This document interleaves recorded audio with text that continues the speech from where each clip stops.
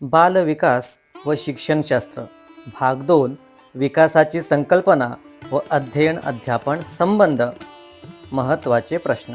प्रश्न क्रमांक 36. शारीरिक अवयवांची किंवा संपूर्ण जीवाची वाढ कशाला म्हणतात? अचूक उत्तर आहे वृद्धी. स्पष्टीकरण. शारीरिक अवयवांची किंवा संपूर्ण जीवाची वाढ म्हणजे वृद्धी. वृद्धी म्हणजे कालांतराने भौतिक वाढ, ज्यात उंची, वजन, शरीराचे प्रमाण, हाडे, स्नायू यांचा समावेश होतो. हा मात्रात्मक बदल आहे. प्रश्न क्रमांक 37. मुलांची उंची व वजन वाढणे हे कशाचे उदाहरण आहे? अचूक उत्तर आहे मात्रात्मक बदल. स्पष्टीकरण. उंची व वजन वाढणे हे मात्रात्मक बदल आहे. यात संख्यात्मक वाढ होते. गुणात्मक बदल म्हणजे अवयवांच्या कार्यक्षमतेत सुधारणा, जसे चालणे, बोलणे, विचार करणे इत्यादी. प्रश्न क्रमांक 38.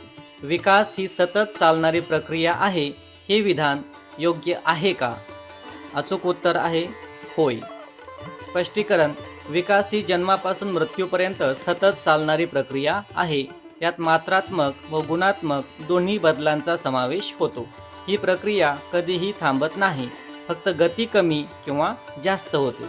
विकास ही सतत व मंद गतीने चालणारी प्रक्रिया आहे. प्रश्न क्रमांक 39. विकासाची प्रक्रिया सामान्य ते विशिष्ट अशा दिशेने होते, याचा अर्थ काय? अचूक उत्तर आहे बालक प्रथम सामान्य व्यवहार शिकतो, नंतर विशिष्ट. स्पष्टीकरण. विकास सामान्य ते विशिष्ट अशा दिशेने होतो. बालक प्रथम सामान्य हालचाली करायला शिकतो, उदाहरणार्थ संपूर्ण हाताने वस्तू पकडणे, नंतर विशिष्ट हालचाली, उदाहरणार्थ बोटांनी वस्तू पकडणे. त्याचप्रमाणे प्रथम सामान्य भावना आनंद, दुःख, नंतर विशिष्ट भावना अभिमान, लाज इत्यादी येतात.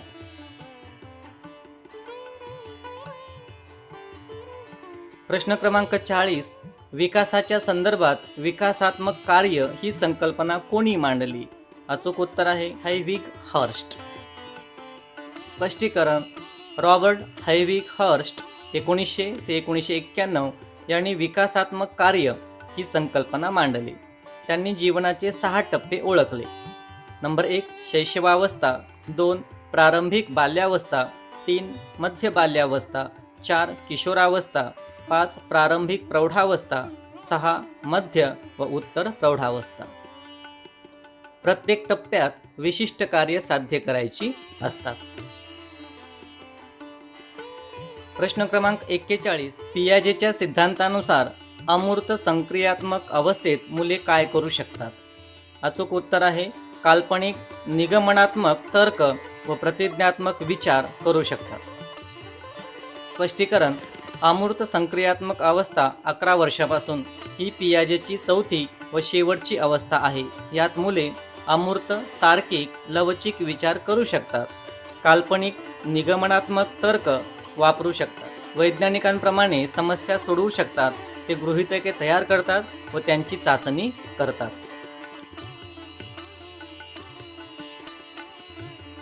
प्रश्न क्रमांक 42. कोहलबर्गच्या नैतिक विकास सिद्धांतानुसार सामाजिक क्रम व्यवस्था अभिविन्यास अवस्थेत व्यक्ती काय मानतो? अचूक उत्तर आहे सामाजिक क्रमव्यवस्था अभिविन्यास. स्पष्टीकरण. कोहलबर्गच्या पारंपरिक स्तरावरील दुसऱ्या टप्प्यात सामाजिक क्रमव्यवस्था अभिविन्यास मुले सामाजिक व्यवस्था, नियम, कायदे, रीतिरिवाज टिकवून ठेवणे हे आपले कर्तव्य मानतात. ते समजतात की सामाजिक नियम राखणे हे प्रत्येकाचे कर्तव्य आहे व त्यामुळे सकारात्मक मानवी संबंध टिकतात. प्रश्न क्रमांक 43. गर्भधारणेपासून जन्मापर्यंतच्या अवस्थेला काय म्हणतात? अचूक उत्तर आहे जन्मपूर्व अवस्था. स्पष्टीकरण. जन्मपूर्व अवस्था ही गर्भधारणेपासून जन्मापर्यंतची अवस्था आहे. याचे 3 टप्पे आहेत. 1 जंतू अवस्था 0 ते 2 आठवडे, 2 भ्रूण अवस्था 3रा आठवडा ते 2रा महिना, 3 गर्भस्थ शिशु अवस्था 3रा महिना ते जन्म ही मानवी विकासाची सर्वात वेगवान अवस्था आहे?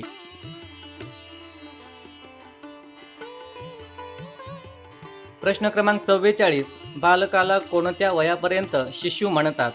अचूक उत्तर आहे जन्म ते 3 वर्ष. स्पष्टीकरण. बालविकासात जन्म ते 1 महिना, नवजात 1 महिना ते 3 वर्ष, शिशु गुड एनफ यांच्या मते व्यक्तीचा जितका विकास होतो त्याचा अर्धा 3 वर्षांच्या वयापर्यंत होतो. ही विकासाची सर्वात महत्त्वाची अवस्था आहे. प्रश्न क्रमांक 45. प्रारंभिक अवस्थेत म्हणजेच शैशवावस्थेत शिशु कसे असतात? अचूक उत्तर आहे स्वकेंद्रित. स्पष्टीकरण. शैशवावस्थेत शिशु अत्यंत स्वकेंद्रित असतात. त्यांच्यात नार्सिसिझम, आत्मप्रेम प्रबळ असते. ते सर्वांचे स्नेह स्वतःकडेच आकर्षित करू इच्छितात. इतरांना स्नेह दिल्यास ते ईर्ष्या करतात. ते आपले खेळणे, अन्न इतरांना देत नाहीत. पियाजेच्या मते पूर्वसंक्रियात्मक अवस्थेत 2 ते 7 वर्ष ही वैशिष्ट्ये आढळतात. प्रश्न क्रमांक 46. कोणत्या अवस्थेत भाषा शिकण्याची सर्वोत्तम संधी असते? अचूक उत्तर आहे शैशवावस्था. स्पष्टीकरण. शैशवावस्था जन्म ते 3 वर्ष ही भाषा शिकण्याची सर्वोत्तम अवस्था आहे. या काळात मस्तिष्काची वाढ वेगाने होते. शब्द पुनरावृत्ती करण्याची प्रवृत्ती असते. ग्रहण क्षमता अधिक असते. फ्रॉइड यांच्या मते मनुष्याला जे काही बनायचे असते ते आयुष्याच्या पहिल्या 4 ते 5 वर्षांतच बनते. प्रश्न क्रमांक 47. शैशवावस्थेतील मुले किती महिन्यांनी अनोळखी व्यक्तींपासून संकोच किंवा लाज दाखवू शकतात? अचूक उत्तर आहे 6 महिने. स्पष्टीकरण. शिशु 6 महिन्यांच्या वयापर्यंत अनोळखी व्यक्तींपासून संकोच किंवा लाज दाखवू लागतात. याला अनोळखी व्यक्तींची भीती म्हणतात. यानंतर शैशवावस्थेच्या शेवटच्या वर्षात सामाजिक भावनांचा विकास होऊ लागतो व ते सहकारी समवयस्कांबरोबर खेळू लागतात. प्रश्न क्रमांक 48. मध्य बाल्यावस्था 6 ते 11 वर्षे चे मुख्य वैशिष्ट्य काय आहे? अचूक उत्तर आहे मूर्त स्वरूपातील तार्किक विचारांचा विकास. स्पष्टीकरण.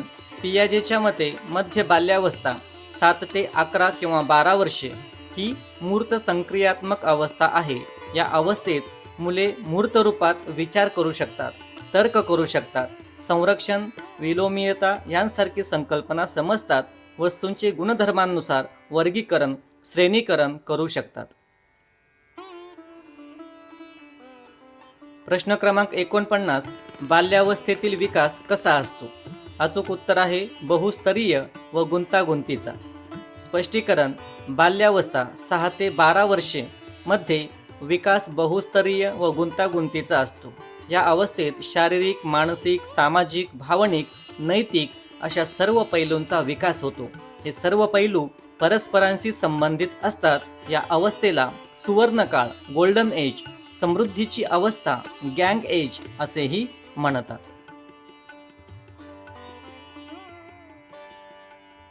प्रश्न क्रमांक 50. 7 ते 12 वर्षांच्या अवस्थेला काय म्हणतात? अचूक उत्तर आहे उत्तर बाल्यावस्था. स्पष्टीकरण. 7 ते 12 वर्षांची अवस्था म्हणजे उत्तर बाल्यावस्था. या अवस्थेत मुले समवयस्क, समूहाचे सक्रिय सदस्य होतात, शाळेत प्रवेश करतात, सामाजिक नियम व मूल्ये आत्मसात करतात. या अवस्थेला प्राथमिक शाळा वय असेही म्हणतात. प्रश्न क्रमांक 51. किशोरावस्था म्हणजे काय? अचूक उत्तर आहे बाल्यावस्था व प्रौढावस्थेमधील संक्रमण काल. स्पष्टीकरण. किशोरावस्था 12 ते 18 वर्ष ही बाल्यावस्था व प्रौढावस्थेमधील संक्रमणकालीन अवस्था आहे. या अवस्थेत शारीरिक यौवनारंभ, मानसिक अमूर्त विचार, सामाजिक स्वातंत्र्य, भावनिक तीव्र भावना असे सर्व प्रकारचे बदल होतात. स्टॅनले हॉल यांनी या अवस्थेला तणाव, तुफान व संघर्ष असे म्हटले आहे. प्रश्न क्रमांक 52. कोणत्या अवस्थेत आत्मसात मानकांवर प्रश्न उपस्थित केला जातो व कुटुंबापेक्षा समवयस्कांचे मत अधिक महत्त्वाचे होते. अचूक उत्तर आहे किशोरावस्था. स्पष्टीकरण: किशोरावस्थेत बालक आत्मसात मानकांवर प्रश्न उपस्थित करतात. कुटुंबापेक्षा समवयस्कांचे मत अधिक महत्त्वाचे होते. ते स्वतंत्रता, ओळख शोधतात. एरिक्सनच्या मनोसामाजिक विकास सिद्धांतानुसार या अवस्थेत ओळख विरुद्ध भूमिका गोंधळ हा मुख्य संघर्ष असतो. प्रश्न क्रमांक 53. किशोरावस्थेतील मुले काल्पनिक प्रेक्षक या संकल्पनेत का अडकतात? याचे उत्तर आहे, त्यांना वाटते सर्वजण त्यांच्याकडे पाहत आहेत, त्यांना वाटते कोणीही त्यांना समजू शकत नाही, हे दोन्ही. स्पष्टीकरण: किशोरावस्थेत दोन महत्त्वाच्या संकल्पना आढळतात. नंबर 1, काल्पनिक प्रेक्षक. त्यांना वाटते सर्वजण त्यांच्याकडे पाहत आहेत, त्यांचे मूल्यांकन करत आहेत. 2, व्यक्तिगत दंतकथा. त्यांना वाटते ते अद्वितीय आहेत, कोणीही त्यांना समजू शकत नाही, त्यांना काहीही होऊ शकत नाही, यामुळे ते जोखीमयुक्त वर्तन करतात. प्रश्न क्रमांक 54. विकासाच्या कोणत्या अवस्थेत ओळख निर्माण होते? अचूक उत्तर आहे किशोरावस्था. स्पष्टीकरण: एरिक्सनच्या मनोसामाजिक विकास सिद्धांतानुसार ओळख विरुद्ध भूमिका गोंधळ हा किशोरावस्थेतील 12 ते 18 वर्ष मुख्य संघर्ष आहे. या काळात किशोर मी कोण आहे, माझे जीवनातील उद्दिष्ट काय, या प्रश्नांची उत्तरे शोधतो. जर हा संघर्ष सकारात्मकपणे सुटला नाही तर भूमिका गोंधळ होतो.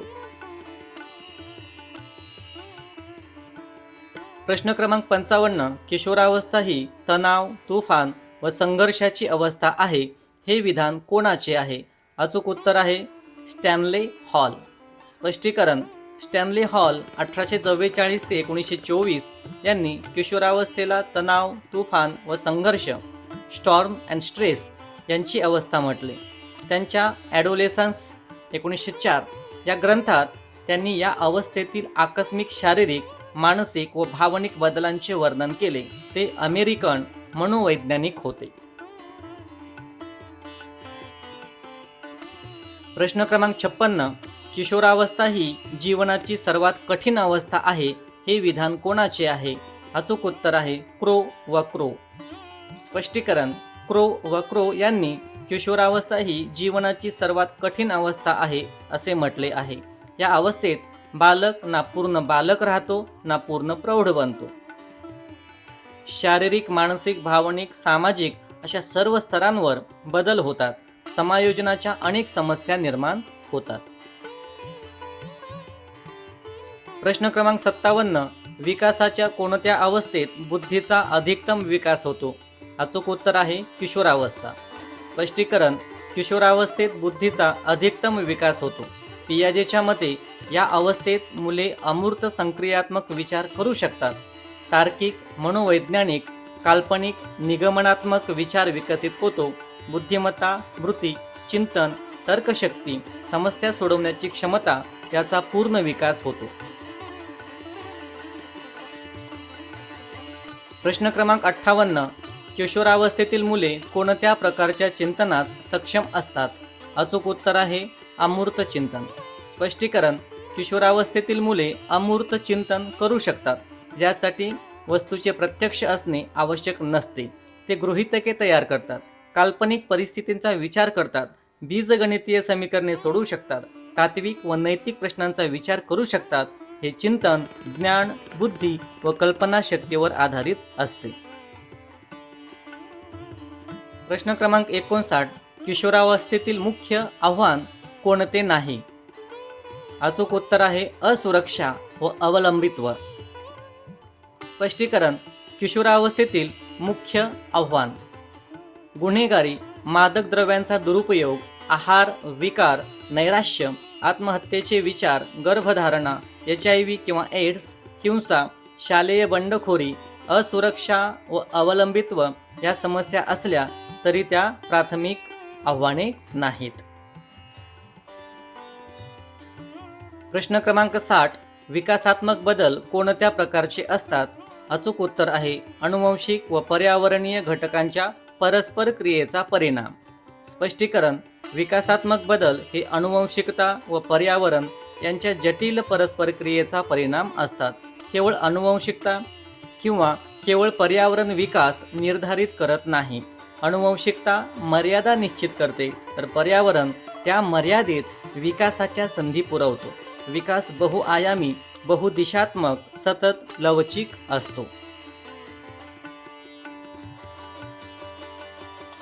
प्रश्न क्रमांक 61. विकासाचे सर्व पैलू परस्परांशी संबंधित असतात हे कोणत्या सिद्धांताचे प्रतिपादन आहे? अचूक उत्तर आहे परस्पर संबंधाचा सिद्धांत.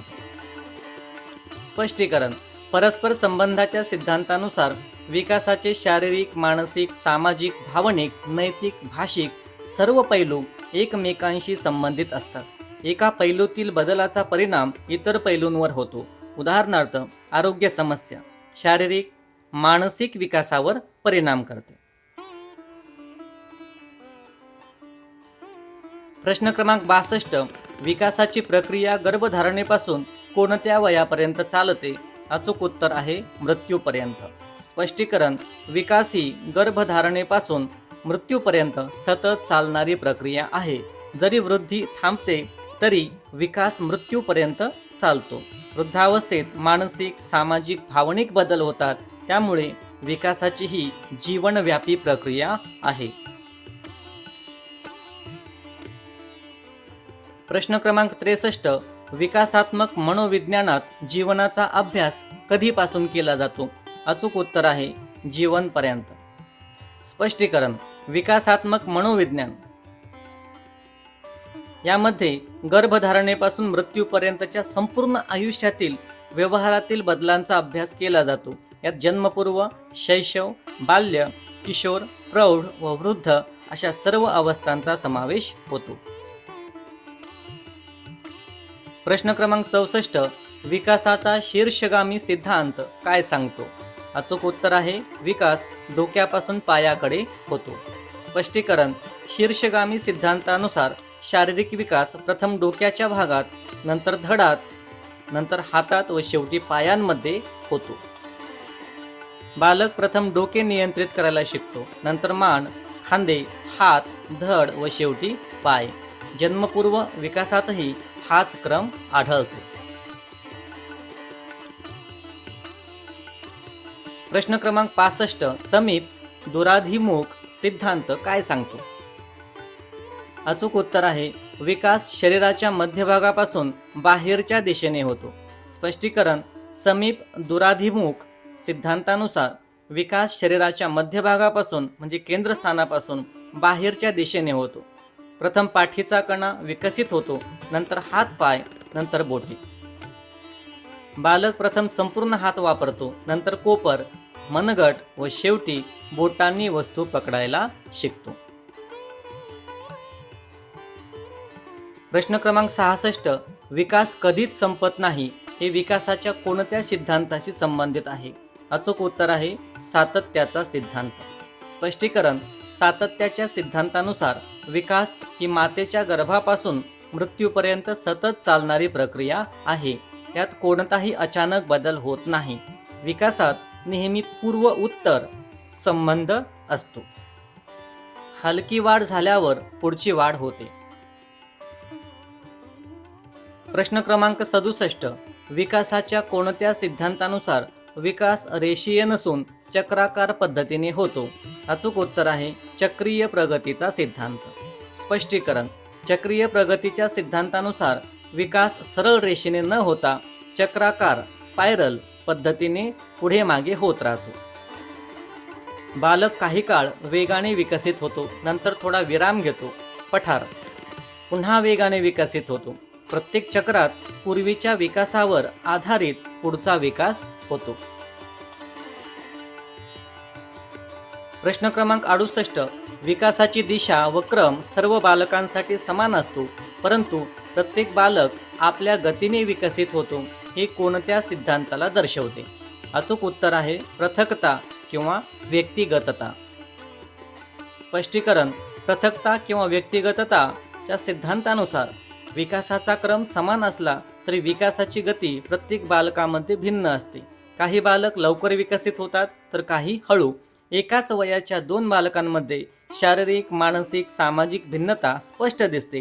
प्रत्येक बालक अद्वितीय आहे. प्रश्न क्रमांक 69. बालकांच्या विकासाचा मार्ग व प्रगतीचा अचूक अंदाज बांधता येत नाही, याचे कारण काय?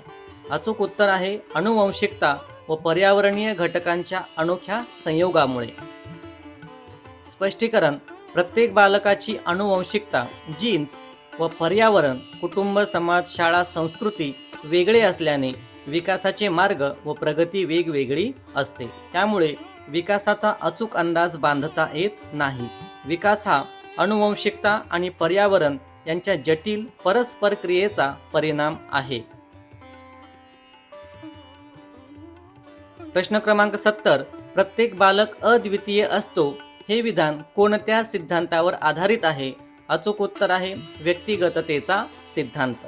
स्पष्टीकरण: व्यक्तिगततेच्या सिद्धांतानुसार प्रत्येक बालकाची विकासाची गती, दिशा, पद्धत, क्षमता, रुची, स्वभाव, बुद्धिमत्ता भिन्न असते. प्रत्येक बालक आपल्या पद्धतीने व गतीने शारीरिक, मानसिक, सामाजिक, भावनिक विकास करतो. म्हणूनच शिक्षण बालकेंद्रित असावे. प्रश्न क्रमांक 71. अधिगम म्हणजे काय? अचूक उत्तर आहे अनुभवांमुळे होणारा व्यवहारातील शाश्वत बदल. स्पष्टीकरण: अधिगम म्हणजे अनुभव, सराव, प्रशिक्षण, निरीक्षण यामुळे व्यवहारात होणारा शाश्वत बदल. हा बदल परिपक्वता, थकवा, औषधे, आजार, अंमली पदार्थ यामुळे होत नाही. अधिगम ही जीवनव्यापी प्रक्रिया आहे. प्रश्न क्रमांक 72. परिपक्वता म्हणजे काय? अचूक उत्तर आहे आनुवंशिकतेमुळे होणारा जैविक विकास. स्पष्टीकरण: परिपक्वता म्हणजे आनुवंशिकतेमुळे होणारा जैविक विकास. हा वयोमानानुसार अनुभवाशिवाय होतो. उदाहरणार्थ, दात येणे, चालणे, बोलणे हे परिपक्वतेचे भाग आहेत. सर्व बालकांमध्ये हा क्रम सारखाच असतो, फक्त गती वेगवेगळी असते. परिपक्वता अधिगमाची पूर्व अट आहे. प्रश्न क्रमांक 73. वृद्धी आणि विकास यात काय फरक आहे? अचूक उत्तर आहे वृद्धी मात्रात्मक असते तर विकास गुणात्मक असतो. स्पष्टीकरण: वृद्धी हा मात्रात्मक बदल आहे, उंची, वजन, आकार यात वाढ. विकास हा गुणात्मक बदल आहे, कार्यक्षमता, कौशल्ये, क्षमता, विचार यात सुधारणा. वृद्धी विकासाचा एक भाग आहे. वृद्धी थांबते पण विकास आयुष्यभर चालतो. प्रश्न क्रमांक 74. निकटस्थ विकासाचं क्षेत्र ZPD शिक्षणात कसे उपयुक्त आहे? अचूक उत्तर आहे मुलाला योग्य मार्गदर्शन व मदत द्यावी जेणेकरून तो स्वतःहून करू शकेल. स्पष्टीकरण: निकटस्थ विकासाच्या क्षेत्रात मुलाला योग्य मार्गदर्शन द्यावे. मूल जे स्वतःहून करू शकत नाही पण मदतीने करू शकतो ती कामे द्यावीत. हळूहळू मदत कमी करावी जेणेकरून मूल स्वतंत्र होईल. वायगोत्स्की यांच्या मते अधिगम हा ZPD मध्ये होतो. प्रश्न क्रमांक 75. विकासाचा क्रमबद्धता सिद्धांत काय सांगतो?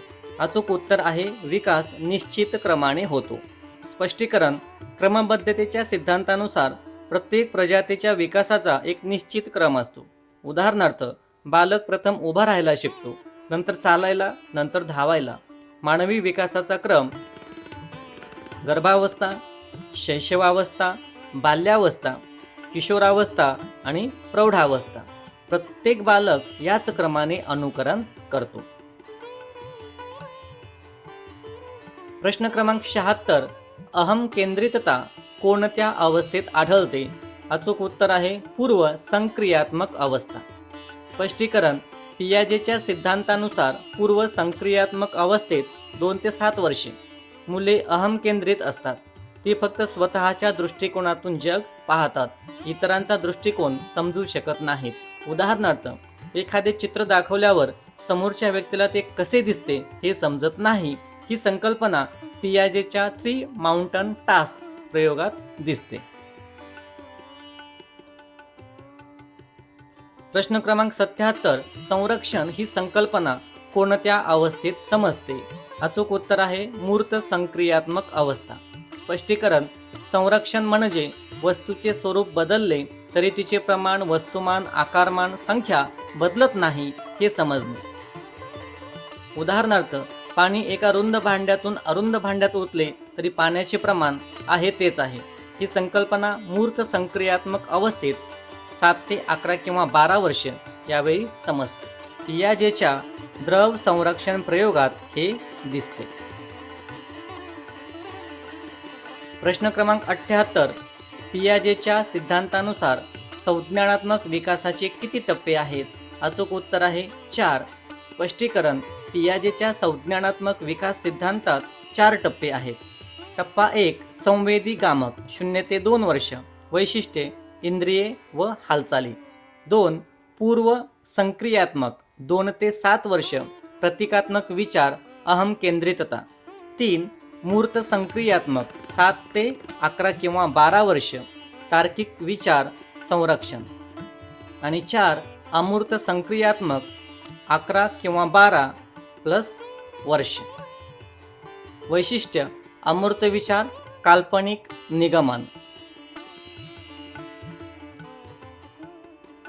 प्रश्न क्रमांक 79. एरिक्सनच्या मनोसामाजिक विकास सिद्धांतात किती टप्पे आहेत?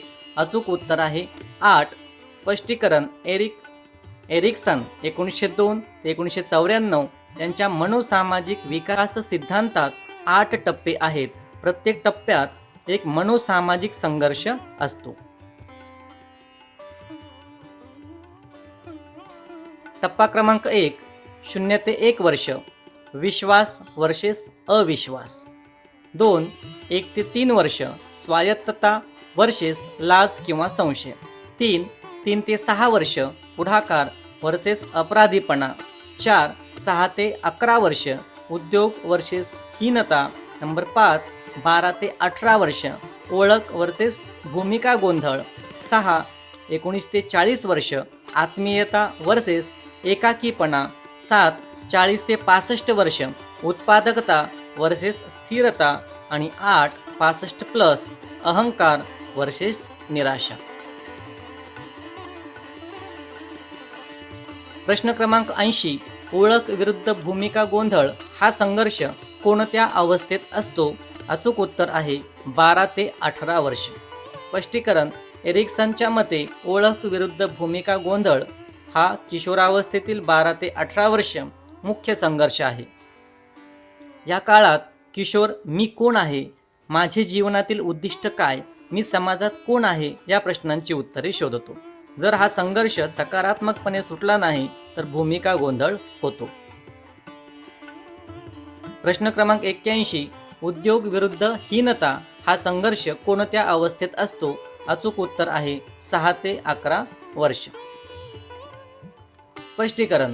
एरिक्सनच्या मते उद्योग विरुद्ध हीनता हा मध्य बाल्यावस्थेतील 6 ते 11 वर्षातील संघर्ष आहे. या अवस्थेत मुले शाळेत कौशल्य शिकतात, कामे करतात, यश मिळवतात. जर त्यांना प्रोत्साहन मिळाले तर उद्योग विकसित होतो, अन्यथा हीनताची भावना येते. प्रश्न क्रमांक 82.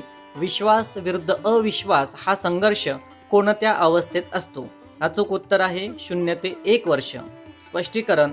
एरिक्सनच्या मते विश्वास विरुद्ध अविश्वास हा शैशवावस्थेतील 0 ते 1 वर्ष संघर्ष आहे. या अवस्थेत शिशु काळजी वाहकांवर विश्वास ठेवतो. जर त्याला पुरेशी काळजी, प्रेम, आहार, सुरक्षा मिळाली तर विश्वास विकसित होतो, अन्यथा अविश्वास निर्माण होतो. प्रश्न क्रमांक 83. फ्रॉइडच्या मनोलैंगिक विकास सिद्धांतात किती टप्पे आहेत? अचूक उत्तर आहे 5. स्पष्टीकरण. सिगमंड फ्रॉइड 1856 ते 1939 यांच्या मनोलैंगिक विकास सिद्धांतात 5 टप्पे आहेत. टप्पा 1. मुखावस्था 0 ते 1 वर्ष. तोंड. गुदावस्था 1 ते 3 वर्ष. गुदद्वार. लिंगावस्था 3 ते 6 वर्ष लिंग, सुप्तावस्था 6 ते 12 वर्ष लैंगिक भावना दडलेल्या, आणि 5 जननेंद्रिय अवस्था 12+ वर्ष केंद्रित क्षेत्र जननेंद्रिय. प्रश्न क्रमांक 84, फ्रॉइडच्या मते मुखावस्था कोणत्या वयात असते? अचूक उत्तर आहे 0 ते 1 वर्ष. स्पष्टीकरण, फ्रॉइडच्या मते मुखावस्था 0 ते 1 वर्ष वयात असते. या अवस्थेत तोंड हे आनंदाचे मुख्य केंद्र असते. शिशुला चोखणे, खाणे, चावणे यातून आनंद मिळतो. जर या अवस्थेत योग्य समाधान मिळाले नाही तर व्यक्तीमध्ये मुखावस्था व्यक्तिमत्व विकसित होऊ शकते. अति खाणे, धूम्रपान, च्युइंगम इत्यादी. प्रश्न क्रमांक 85, विकासाच्या कोणत्या अवस्थेला सुप्तावस्था म्हणतात? अचूक उत्तर आहे 6 ते 12 वर्ष. स्पष्टीकरण, फ्रॉइडच्या मते सुप्तावस्था 6 ते 12 वर्ष वयात असते. या अवस्थेत लैंगिक भावना दडलेल्या असतात. मुले शालेय कार्यात, खेळात, मैत्रीत कौशल्य शिकण्यास रस घेतात. ही अवस्था शांततेची, स्थिरतेची असते. पूर्वीच्या 3 अवस्थांप्रमाणे यात तीव्र संघर्ष नसतो. प्रश्न क्रमांक 86, कोहलबर्गच्या नैतिक विकास सिद्धांताचे किती स्तर आहेत? अचूक उत्तर आहे 3. स्पष्टीकरण, लॉरेन्स कोहलबर्ग 1927 ते 1987 यांच्या नैतिक विकास सिद्धांतात 3 स्तर आहेत. प्रत्येकात 2 टप्पे, एकूण 6 टप्पे. स्तर 1 पूर्व पारंपरिक, शिक्षा, आज्ञापालन आणि 2 साधनात्मक उद्दिष्ट. स्तर 2 पारंपरिक, परस्पर संबंध आणि सामाजिक क्रम व्यवस्था. स्तर 3 उत्तर पारंपरिक, सामाजिक करार आणि सार्वत्रिक नैतिक तत्वे. प्रश्न क्रमांक 87, कोहलबर्गच्या कोणत्या स्तरावर मुले शिक्षेच्या भीतीने नियम पाळतात? अचूक उत्तर आहे पूर्व पारंपरिक. स्पष्टीकरण, कोहलबर्गच्या पूर्व पारंपरिक स्तरावर सामान्यतः 4 ते 10 वर्षे मुले शिक्षेच्या भीतीने किंवा बक्षिसाच्या आशेने नियम पाळतात. पहिल्या टप्प्यात शिक्षा, आज्ञापालन, त्यांना शिक्षा टाळायची असते. दुसऱ्या टप्प्यात साधनात्मक उद्दिष्ट, त्यांना बक्षीस मिळवायचे असते. या स्तरावर नैतिकता बाह्य नियंत्रणावर आधारित असते. प्रश्न क्रमांक 88, कोहलबर्गच्या कोणत्या स्तरावर व्यक्ती सार्वत्रिक नैतिक तत्वांचा विचार करते? अचूक उत्तर आहे उत्तर पारंपरिक.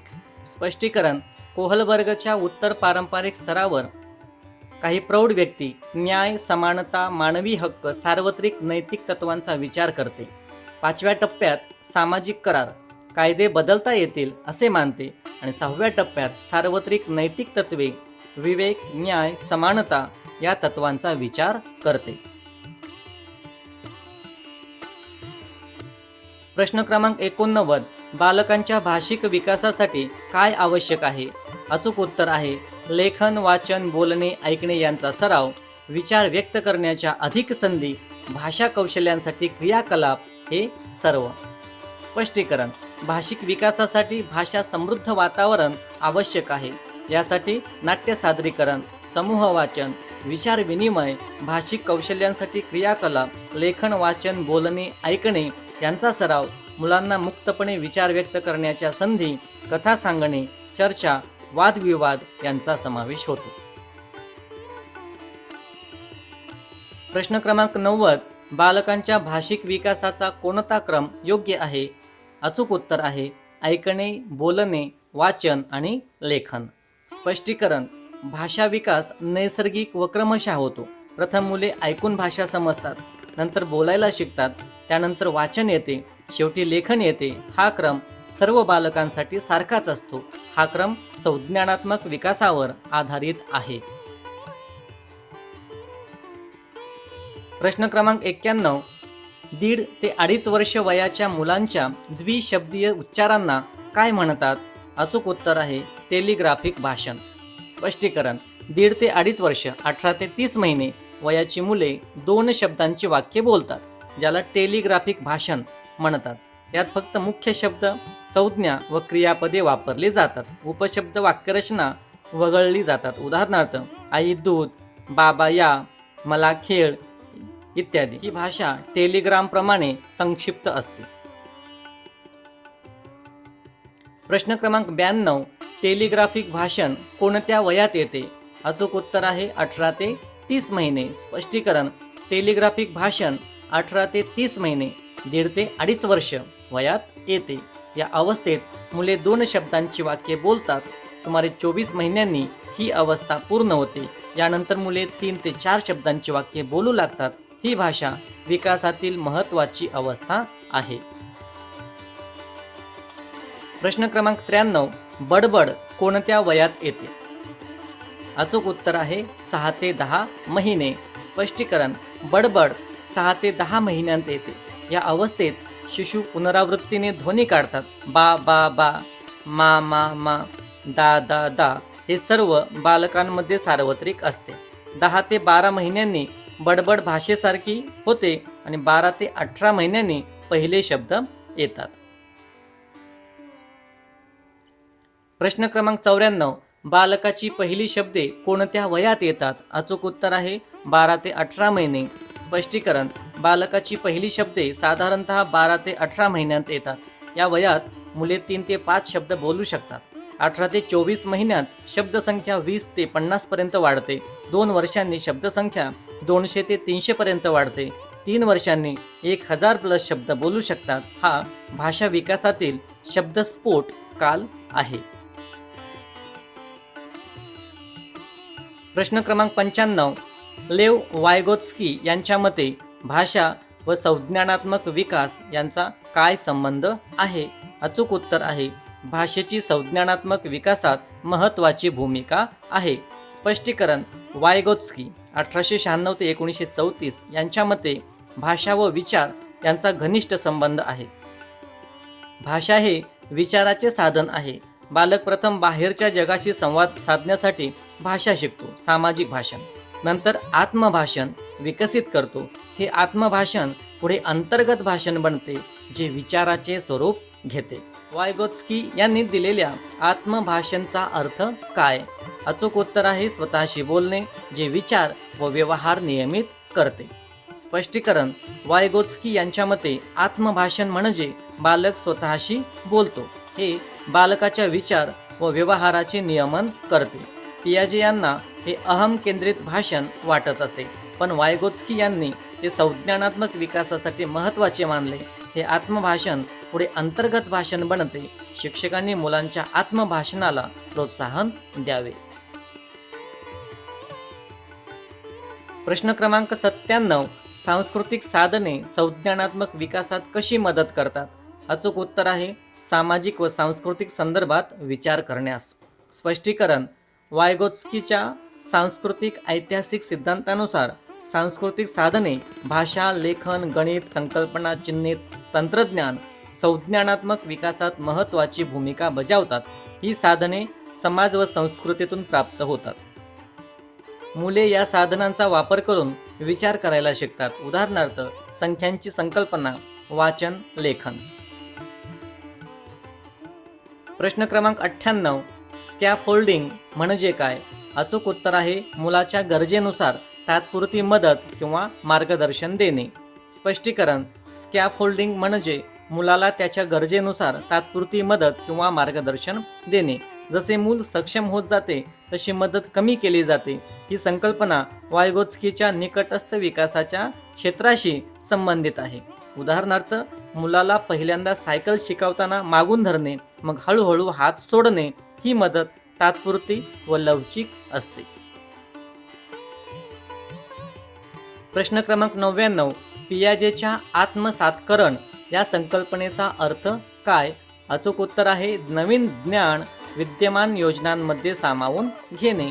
स्पष्टीकरण: पियाजेच्या मते आत्मसातकरण म्हणजे बालक नवीन ज्ञान किंवा अनुभव आपल्या विद्यमान संज्ञानात्मक योजनांमध्ये सामावून घेतो. उदाहरणार्थ मुलाला कुत्रा माहीत आहे, तो बिल्ली पाहतो व कुत्रा म्हणतो. तो नवीन प्राणी मांजर आपल्या कुत्रा या विद्यमान योजनेत आत्मसात करतो.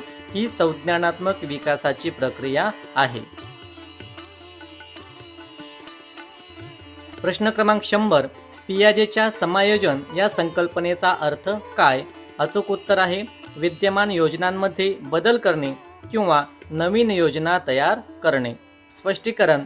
पियाजेच्या मते समायोजन म्हणजे बालक नवीन अनुभवासाठी आपल्या विद्यमान योजनांमध्ये बदल करतो किंवा नवीन योजना तयार करतो. उदाहरणार्थ, मुलाला कुत्रा माहीत आहे, तो मांजर पाहतो व कुत्रा म्हणतो, पण आई सांगते की हे मांजर आहे. तो मांजरसाठी नवीन योजना तयार करतो. आत्मसातकरण व समायोजन या परस्पर पूरक प्रक्रिया आहेत. प्रश्न क्रमांक 101. पियाजेच्या सिद्धांतानुसार संतुलन म्हणजे काय? अचूक उत्तर आहे आत्मसातकरण व समायोजन यांच्यातील संतुलन. स्पष्टीकरण. पियाजेच्या मते संतुलन म्हणजे आत्मसातकरण व समायोजन यांच्यातील संतुलन. जेव्हा नवीन माहिती विद्यमान योजनांमध्ये बसते तेव्हा संतुलन असते. जेव्हा नवीन माहिती बसत नाही तेव्हा असंतुलन होते. मूल असंतुलनातून संतुलनाकडे जाते. ही प्रक्रिया संज्ञानात्मक विकासाचे इंजिन आहे.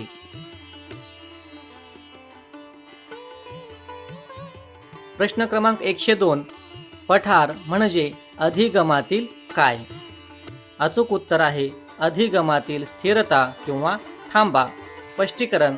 अधिगमातील पठार म्हणजे अधिगमाच्या आलेखात काही काळासाठी वाढ न होणे, स्थिरता येणे.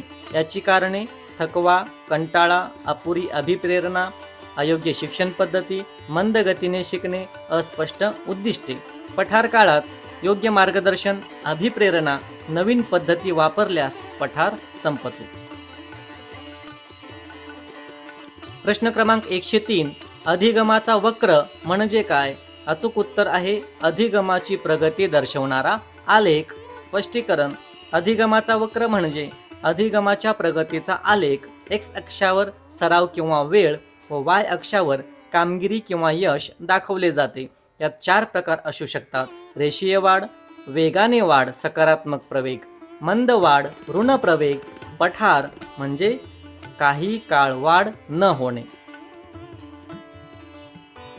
प्रश्न क्रमांक 104. अधिगमातील पठार दूर करण्याच्या पद्धती कोणत्या? अचूक उत्तर आहे अभिप्रेरणा वाढवणे, शिक्षण पद्धती बदलणे, विश्रांती देणे हे सर्व. स्पष्टीकरण. अधिगमातील पठार दूर करण्यासाठी अभिप्रेरणा वाढवणे, शिक्षण पद्धती बदलणे, विश्रांती व मनोरंजन, सोप्यापासून कठीणाकडे जाणे, उद्दिष्टे स्पष्ट करणे, प्रशंसा व प्रोत्साहन, नवीन क्रियाकलाप, वैयक्तिक भिन्नता लक्षात घेणे, अधिगमाची पुनरावृत्ती इत्यादी. प्रश्न क्रमांक 105. अधिगम ही प्रक्रिया कशी आहे? अचूक उत्तर आहे जन्मापासून मृत्यूपर्यंत होते. स्पष्टीकरण. अधिगम ही जन्मापासून मृत्यूपर्यंत होणारी प्रक्रिया आहे. जन्मानंतर लगेच शिशु आपल्या पर्यावरणातील उद्दीपकांना प्रतिसाद देण्यास शिकतो. आयुष्यभर आपण नवीन गोष्टी शिकत राहतो. अधिगम ही सतत चालणारी प्रक्रिया आहे. ती औपचारिक शाळा, अनौपचारिक कुटुंब व निराकार माध्यमे अशा स्वरूपात होते. प्रश्न क्रमांक 106. अधिगम व परिपक्वता यात काय फरक आहे? अचूक उत्तर आहे अधिगम अनुभवांतून, परिपक्वता अनुवंशिकतेतून. स्पष्टीकरण. अधिगम अनुभव, सराव, प्रशिक्षण यातून होतो. परिपक्वता अनुवंशिकतेमुळे वयोमानानुसार होते. उदाहरणार्थ, चालणे हे परिपक्वतेचे उदाहरण, गणित शिकणे हे अधिगमाचे उदाहरण. परिपक्वता अधिगमाची पूर्व अट आहे. मूल परिपक्व न होता काही गोष्टी शिकू शकत नाही. प्रश्न क्रमांक 107. प्रेरणा अधिगमात कशी मदत करते? अचूक उत्तर आहे विद्यार्थ्याला शिकण्यासाठी उत्साहित करते, विद्यार्थ्यांचे लक्ष वेधून घेते, विद्यार्थ्याला अधिक सराव करण्यास प्रवृत्त करते हे सर्व. स्पष्टीकरण.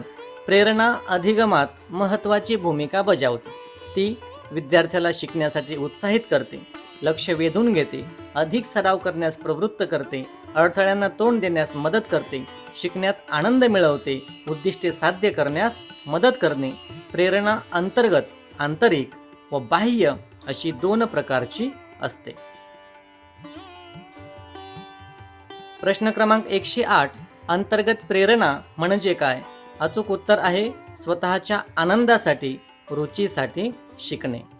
स्पष्टीकरण अंतर्गत प्रेरणा म्हणजे आंतरिक आनंद, रुची, समाधान, उत्सुकता यासाठी शिकणे. उदाहरणार्थ एखादा विषय आवडतो म्हणून शिकणे.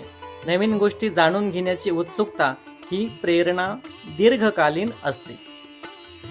शिक्षकांनी मुलांमध्ये अंतर्गत प्रेरणा विकसित करण्याचा प्रयत्न करावा. बाह्य प्रेरणा म्हणजे बक्षीस, प्रशंसा, शिक्षा टाळणे यासाठी शिकणे. प्रश्न क्रमांक 109 बाह्य प्रेरणा म्हणजे काय?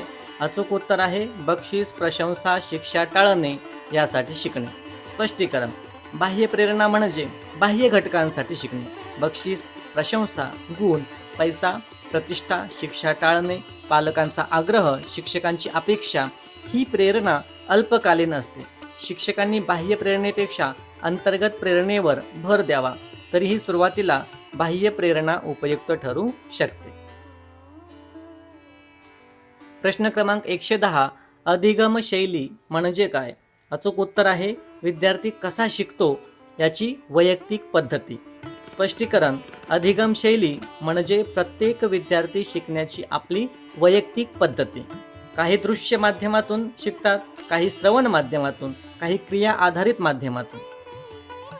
शिक्षकांनी वेगवेगळ्या अधिगम शैली समजून घ्याव्यात व त्यानुसार शिक्षण पद्धती वापराव्यात.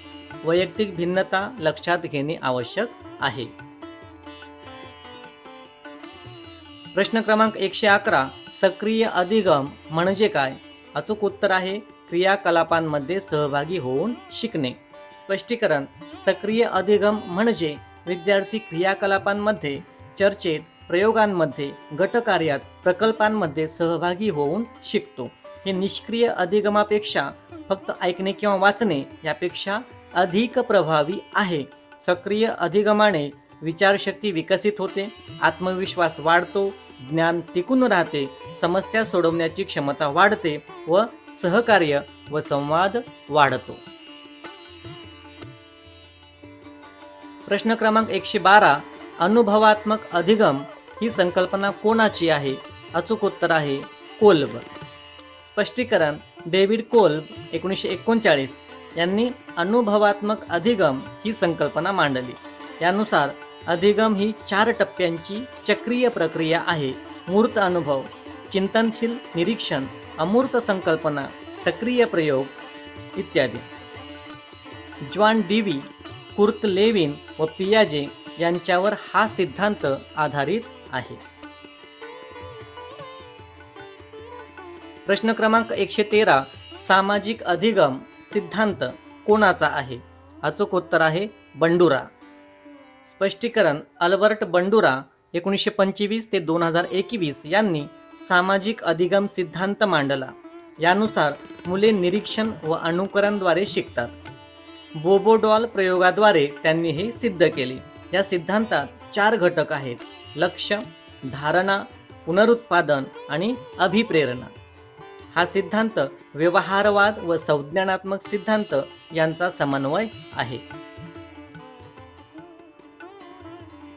प्रश्न क्रमांक 114 विकास ही संकल्पना वृद्धीपेक्षा व्यापक का आहे?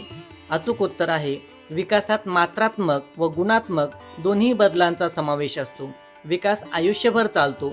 विकासात शारीरिक, मानसिक, सामाजिक, भावनिक सर्व पैलूंचा समावेश असतो. हे सर्व. स्पष्टीकरण विकास ही वृद्धीपेक्षा व्यापक संकल्पना आहे, कारण विकासात मात्रात्मक, उंची, वजन व गुणात्मक, कार्यक्षमता, कौशल्य दोन्ही बदलांचा समावेश. 2. विकास आयुष्यभर चालतो. 3. विकासात शारीरिक, मानसिक, सामाजिक, भावनिक, नैतिक सर्व पैलूंचा समावेश होतो. आणि 4. विकास ही सतत क्रमबद्ध व्यक्तिगत प्रक्रिया आहे. प्रश्न क्रमांक 115 बाल विकासाची अवस्था म्हणजे काय? अचूक उत्तर आहे विकासातील एक टप्पा ज्यात विशिष्ट वैशिष्ट्ये असतात. स्पष्टीकरण बाल विकासाची अवस्था म्हणजे विकासातील एक टप्पा ज्यात विशिष्ट शारीरिक, मानसिक, सामाजिक, भावनिक वैशिष्ट्ये असतात. प्रत्येक अवस्थेचा स्वतःचा क्रम, गती, वैशिष्ट्ये, कार्य असतात. मुख्य अवस्था, गर्भावस्था, शैशवावस्था, प्रारंभिक बाल्यावस्था, मध्य बाल्यावस्था, उत्तर बाल्यावस्था, किशोरावस्था, प्रौढावस्था आणि वृद्धावस्था. प्रश्न क्रमांक 116. संवेदनशील अवधी म्हणजे काय? अचूक उत्तर आहे विशिष्ट कौशल्यांच्या विकासासाठी इष्टतम कालावधी. स्पष्टीकरण. संवेदनशील अवधी म्हणजे विकासातील असा कालावधी ज्यात विशिष्ट कौशल्ये किंवा क्षमता विकसित करण्यासाठी वातावरणीय प्रभाव सर्वाधिक असतो. उदाहरणार्थ, भाषा विकासासाठी 0 ते 6 वर्ष, सामाजिक विकासासाठी 2 ते 6 वर्ष, संवेदी विकासासाठी 0 ते 5 वर्ष. या अवधीत योग्य उत्तेजना न मिळाल्यास नंतर ती कौशल्य विकसित करण्यास अडचण येते. प्रश्न क्रमांक 117. गंभीर अवधी म्हणजे काय? अचूक उत्तर आहे विशिष्ट विकासासाठी अपरिहार्य कालावधी जो गेल्यास पुन्हा येत नाही. स्पष्टीकरण.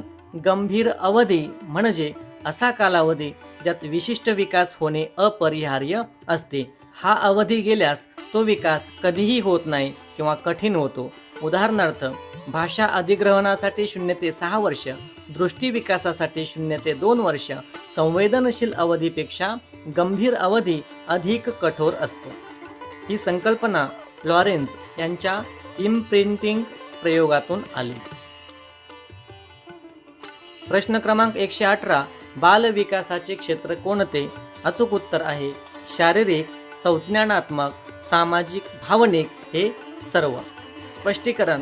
बालविकासाची मुख्य क्षेत्रे शारीरिक विकास, उंची, वजन, हालचाली, आरोग्य.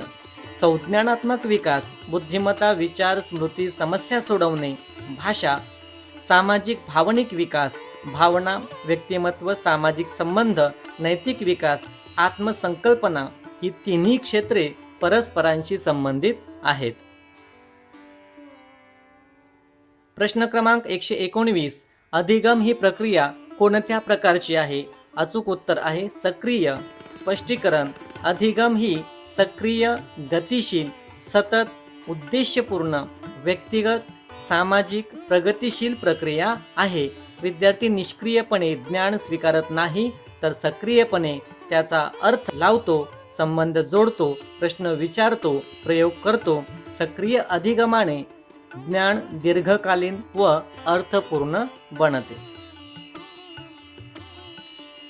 प्रश्न क्रमांक 120. अधिगमातील व्यक्तिगत भिन्नता म्हणजे काय? अचूक उत्तर आहे प्रत्येक विद्यार्थ्याची अधिगमाची गती, शैली, क्षमता वेगवेगळी असते. स्पष्टीकरण. अधिगमातील व्यक्तिगत भिन्नता म्हणजे प्रत्येक विद्यार्थ्याची अधिगमाची गती, शैली, क्षमता, रुची, बुद्धिमत्ता, पार्श्वभूमी, अनुभव वेगवेगळे असतात. काही मुले लवकर शिकतात, काही हळू, काही दृश्य माध्यमातून शिकतात, काही श्रवणातून. शिक्षकांनी या भिन्नता लक्षात घेऊन विविध शिक्षण पद्धती वापराव्यात. वैयक्तिक भिन्नता ही नैसर्गिक व अपरिहार्य आहे. धन्यवाद.